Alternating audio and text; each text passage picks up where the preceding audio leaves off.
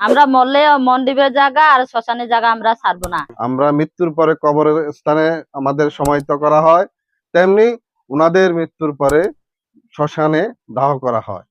এই মন্দির এবং শ্মশান ঘাট নিয়ে কোনো রাজনীতি চলে না। আমাদের এই পাড়ার ধর্মীয় ভাবে এবং আমাদের সামাজিক ভাবে মানুষ যখন মৃত্যু হয় সেখানে শ্মশানে নিয়ে গেলেও এই সংবাদটা যদি তারা পেয়ে থাকে পাইলেই আমাদেরকে বাধাগ্রস্ত করে। আমার প্রশ্ন, ওই জায়গাটা কিভাবে ওরা রেজিস্ট্রি করে নিল? গ্রামবাসী সবাই কেউ জানলো না। আমরা মরলে মন্দিরের জায়গা আর শ্মশানের জায়গা আমরা ছাড়বো না। ওইটা আমরা সরকারের কাছে অবশ্যই চাইলাম। কি জন্য হেতে আমরা কে ওভাবে কেন আমাদের জায়গা কেন কারে নিতে চাই? উপজাতি মরলে এখানে পুরা দিতে গেলে ওইটা আমরাকে বাধা করে, আমরা বাধা করলে আমরা ওইটা ছাড়বো না। আমরা সে জায়গাতে আমরা পুরাতে হবে। মন্দিরের জায়গাটা আর একজনে মানুষের রেজিস্ট্রি করে নিতেছে, আমরা জানি না। ওইটা আমরা মরলেও ছাড়বো না। আমরা জানি না কেমনে রেজিস্ট্রি করছে, ওইটা আমরা যাচাই বাছাই করতে চাই। আমার প্রশ্ন, ওই জায়গাটা কিভাবে ওরা রেজিস্ট্রি করে নিল? গ্রামবাসী সবাই কেউ জানলো না। জায়গাটা আমরা যেন পাই, আমরা সরকারের কাছে আবেদন, এলাকাবাসী প্রাণে দাবি, আমরা মরে গেলে ওই জায়গাটা আমরা ছাড়তে পারবো না। আমরা মৃত্যুর পরে কবরের স্থানে আমাদের সমাহিত করা হয়, তেমনি উনাদের মৃত্যুর পরে শ্মশানে দাহ করা হয়। এই মন্দির এবং শ্মশান ঘাট নিয়ে কোনো রাজনীতি চলে না। প্রভাবশালী মহল তাদের যেই ভূমিদস্যুতা এই মন্দির নিয়ে, এই শ্মশান নিয়ে, এটা আমাদের জননেতা জনাব ওয়াদুদ ভূঁইয়া, উনি হচ্ছে এই এলাকার পাহাড়ি বাঙালি নেতা। এখানে শান্তি প্রতিষ্ঠার জন্য উনি এটা কখনো মেনে নেবে না।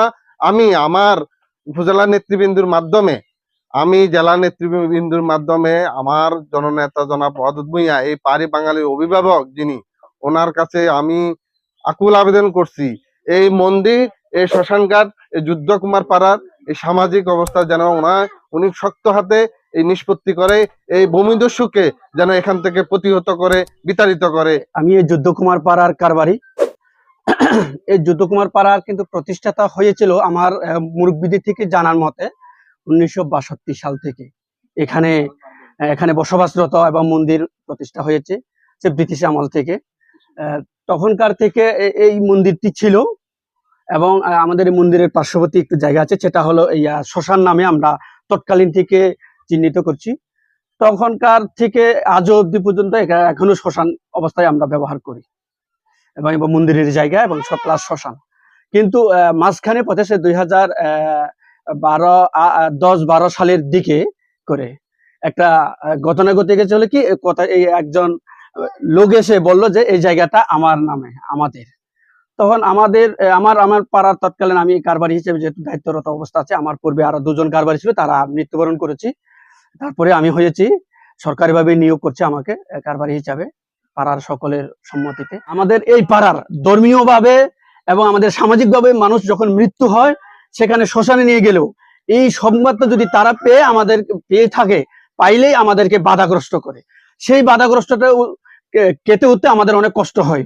আমি যুদ্ধকুমার পাড়াবাসীর পক্ষ হয়ে যেতে আমি এই পাড়ার কারবারি হিসাবে আমি মাননীয় প্রধানমন্ত্রী, আমাদের যিনি বর্তমানে প্রধানমন্ত্রী জননেতা তারেক রহমান স্যারকেও আমি অনুরোধ করব, তার সাথে সাথে আমাদের এই অত্র এলাকার আমাদের সাংসদ যিনি আমাদের খাগড়াছড়ি জেলার পাহাড়ি বাঙালি সকল সম্প্রদায়ের সম্প্রীতির যে জননেতা, আমি ওনার কাছে অনুরোধ করব, জনাব ওয়াদুদ ভূঁইয়া মহোদয় স্যারের কাছেও আমি বিনীতভাবে আকুল আবেদন জানাবো যে আমাদের এই পাড়ার যে দীর্ঘদিনের যে সমস্যা থাকে যেন ওনার কর্ণপাত যেন হয়, ওনার সুদৃষ্টি যেন করে, যেন আমাদের এই সমস্যাটাকে যেন উনি সমাধান